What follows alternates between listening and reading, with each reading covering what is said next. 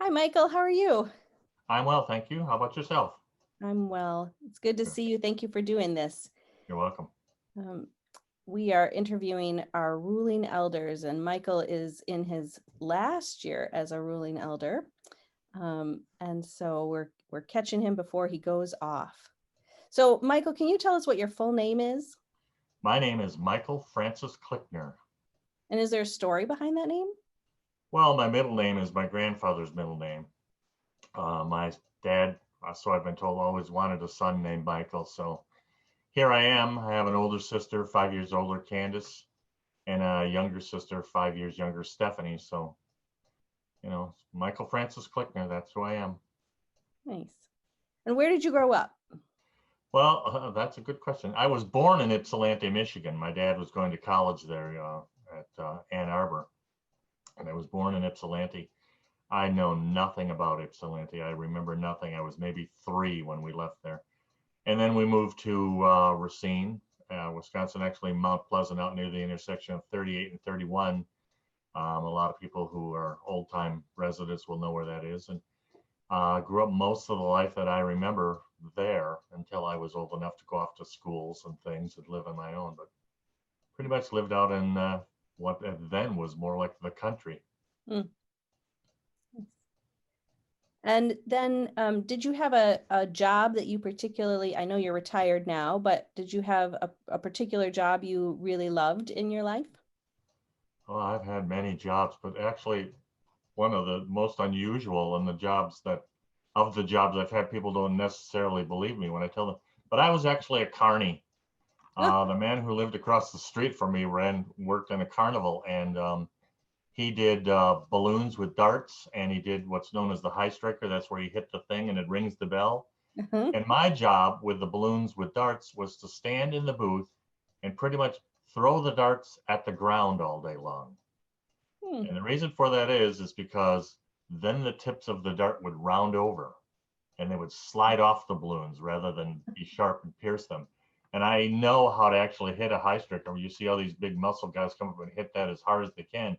The truth of the matter is that a high striker is a lever, and you have to hit it, just barely hit it on the very tip of the edge. If you hit it, it'll hit the bell every single time. So they're your carnival secrets. So, but I'm not your typical carny. I still have all my teeth, and I have no tattoos, and I haven't smoked in years. So, Mm. That took you into the theater, I suppose. well, actually, no. I wanted to be an archaeologist and a paleontologist. My minors in college are anthropology, archaeology, and sociology.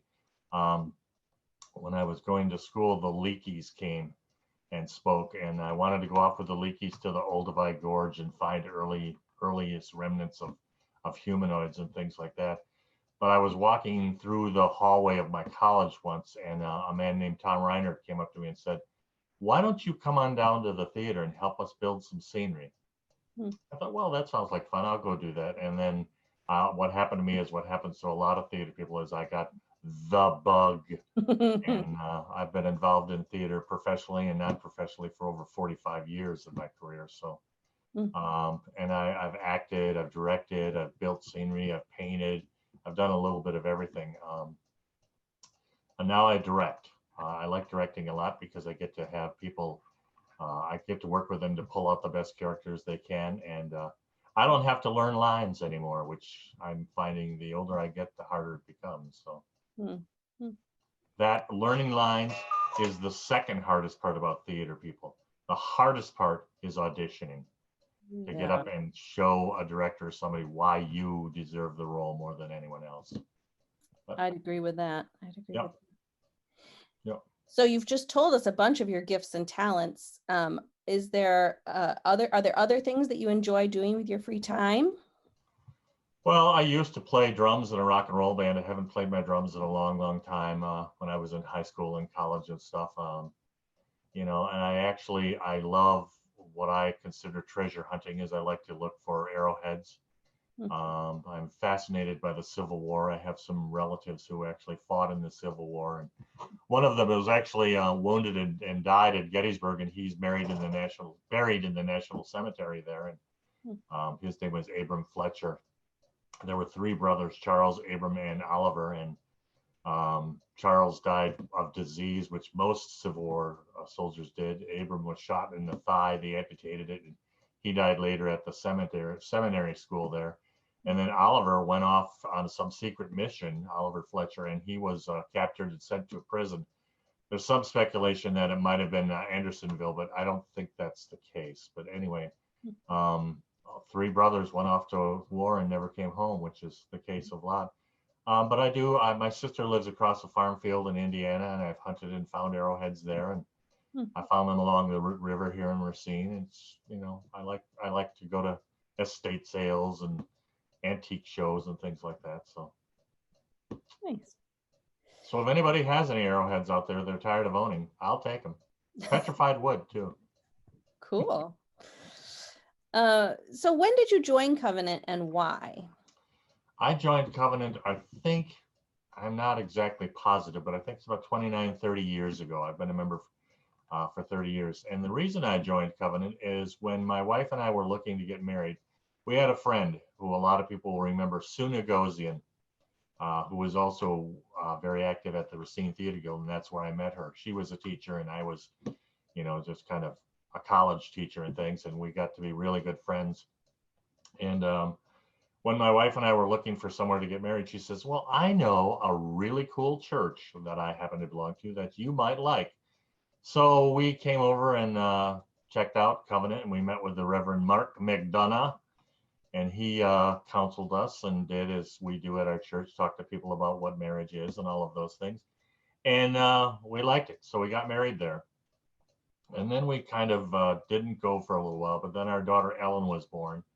And we decided that we wanted to have her baptized because even though I've not always been a church goer, I've always been what I consider a religious type person. I've always had deep beliefs. I was baptized Catholic because my mother was born in Racine, but her family was all Czechoslovakian, actually Moravian, as she always said, which people in the know that Moravia and all those little towns later became Czechoslovakia. And I attended a Youth for Christ group when I was in high school because my friend and I wanted to meet girls, and we did. And then I went to a Methodist church and a Lutheran church, and I went to grad school in Logan, Utah, and I lived right next door to a steakhouse, which is a Mormon meeting place. And I would have great conversations with the Mormons, and I assured them that I was fascinated by their history. I wasn't interested in their religion, but I mean, any group of people who will get up and walk from Nauvoo, Illinois to Salt Lake City, Utah, which was a desert and nothing but a barren salt lake, and say, this is the place, and I'll go, yeah, okay. I mean, that's some pretty strong faith there. So I've always been faithful. My dad kind of sort of instilled that in me in a little bit. Every year at Christmas, every year he would read the Christmas story to us on Christmas Eve, so that we knew that Christmas was about the birth of Christ and not about Santa Claus.